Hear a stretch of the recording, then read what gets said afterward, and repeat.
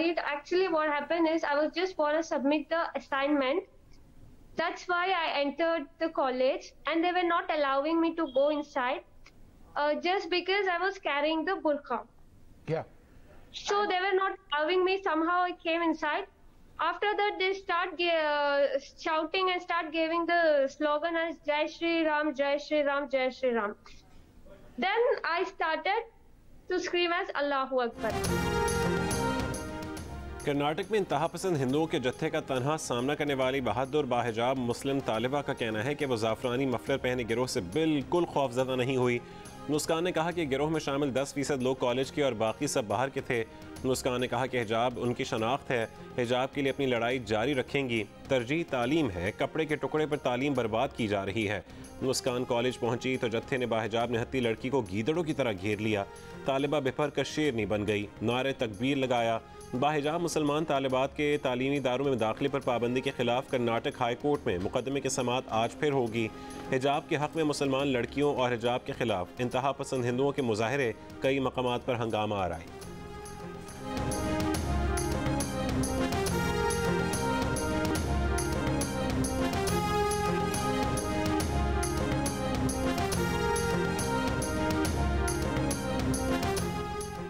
वफाकी वज़ीर इत्तलात फवाद चौधरी ने कहा कि मोदी के भारत में जो हो रहा है वो खौफनाक है। गैर मुस्तहकम क़यादत की वजह से भारतीय मुआशरा इंतहाई तेज़ी से ज़वाल पजीर हो रहा है। दीगर लिबास की तरह हिजाब पहनना भी ज़ाती चॉइस है, शहरियों को इसकी आज़ादी होनी चाहिए।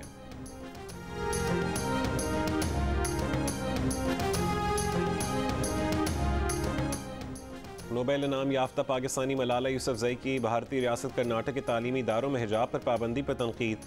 कहा हिजाब वाली लड़कियों को स्कूल में दाखिल होने से रोकना खौफनाक है।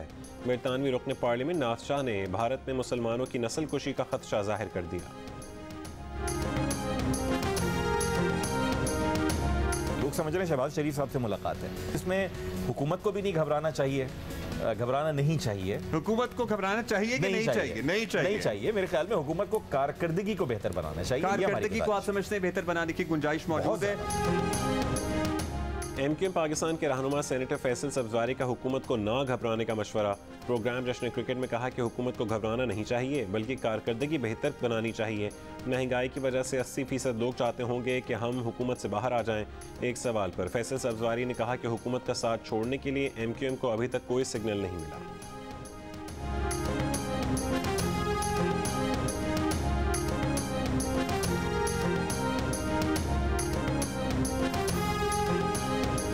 हुकूमत का साथ छोड़ने के लिए एमक्यूएम को अभी तक एम्पायर का कोई सिग्नल नहीं मिला। जैसे हाँ, कोई सिग्नल नहीं है अब तक, यानी कि जो अरेंजमेंट है वैसे ही बरकरार रहेगा। हम शरीफ क्या हुए, पूरी दुनिया बदमाश हो गई।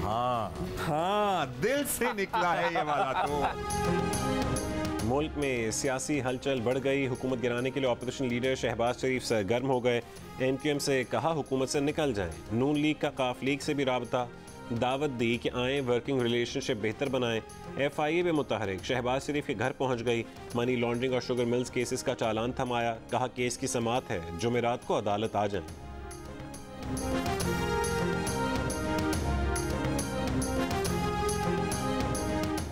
हुकूमती इत्तेहादी जमातों काफ लीग और एमक्यूएम की लाहौर में बैठक। तहरीक अदम एतमाद के सवाल पर चौधरी परवेज इलाही बोले, अभी तो बावर्ची खाने में सामान इकट्ठा हुआ है, कदोखाल सामने आने दें। एमक्यूएम के आमिर खान बोले, अभी तो पकना शुरू हुआ है, फैसला अवामी मफाद में करेंगे।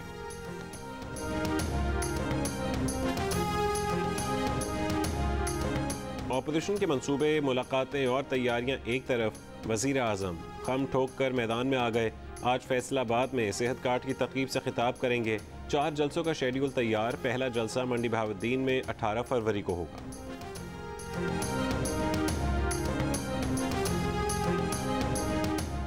काफली के सीनियर रहनुमा कामिल अली आगा ने कहा है कि एस्टैब्लिशमेंट फिलहाल न्यूट्रल नजर नहीं आ रही। जियो न्यूज़ के प्रोग्राम आज शाहजेब खानजादे के साथ में बात करते हुए कामिल अली आगा ने कहा कि अगर एस्टैब्लिशमेंट न्यूट्रल होती तो मामूलात किसी और तरफ चल पड़ते। PTI के साथ 5 साल के लिए इत्तेहाद किया है। एक और इंटरव्यू में कहा कि जरदारी साहब अपना एजेंडा लेकर आए थे, उन्हें कह दिया कि हम आपके एजेंडे के साथ नहीं चल सकते। आसिफ अली जरदारी पर वाजे कर दिया कि PTI के साथ मुआहदे में है, मुआहदा पूरा करेंगे।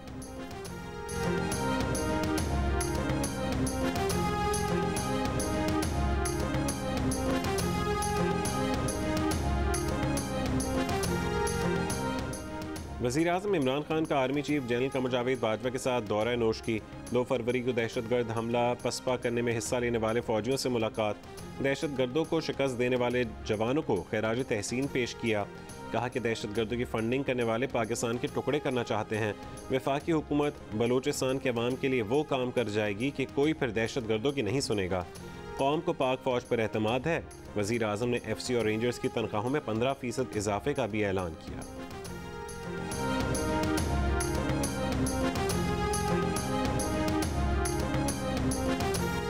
इस्लामाबाद में पुलिस की फायरिंग से मैट्रिक का तालिब इल्म जख्मी, गोली पाँव में लगी, अस्पताल मुंतकिल कर दिया गया। फायरिंग में मुलविस 4 पुलिस एहलकारों को हिरासत में ले लिया गया। तालिब इल्म के वालिद का कहना है कि हुज़ैफा ट्यूशन से दोस्तों के साथ मोटरसाइकिल पर घर आ रहा था कि फायरिंग की गई। पुलिस एहलकारों का दावा है कि मोटरसाइकिल सवारों को रुकने का इशारा किया, ना रुकने पर फायरिंग की। SSP ऑपरेशंस का कहना है कि वाक़े की शफाफ तहकीकात करके कानून के मुताबिक कार्रवाई करेंगे।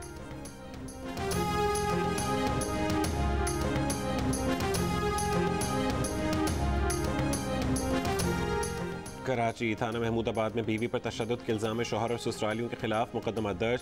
खातून ने मुबैना तशद्दुद के इल्ज़ाम की वीडियो सोशल मीडिया पर डाली थी। खातून का दावा है कि शौहर 2017 में शादी के बाद से तशद्दुद करता है। 5 फरवरी को कज़न की शादी पर ससुरालियों को लेकर गई तो शौहर और देवर ने तशद्दुद किया कि वालिदैन के घर जाने का क्यों कहा। नंद और ससुर भी इस सारे अमल में शरीक थे।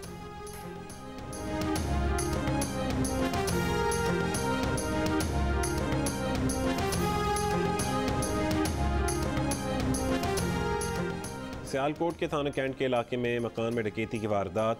डाकू अहल खाना को यरगमाल बनाकर 1.5 करोड़ रुपए और 50 तोले सोना लूट कर ले गए। मुतासरीन ने बताया कि वारदात में 2 खवातीन समेत 6 डाकू शामिल थे।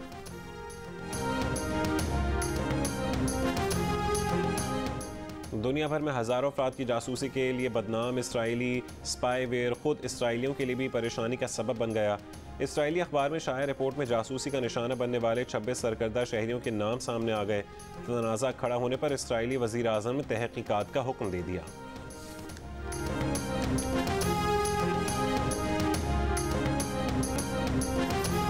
ड्राइवर ट्रैफिक सिग्नल्स पर तवज्जो दें, मोबाइल फोन्स पर नहीं। अबू धाबी पुलिस की वार्निंग, लापरवाह ड्राइवर्स की वीडियो भी जारी कर दी। अबू धाबी में ट्रैफिक सिग्नल तोड़ने वाले ड्राइवरों की गाड़ियां जब्त की जाएंगी। पाकिस्तानी करेंसी में 25 लाख रुपए मजमूई जुर्माना होगा। 6 महीने के लिए ड्राइविंग लाइसेंस भी मनसूख होगा।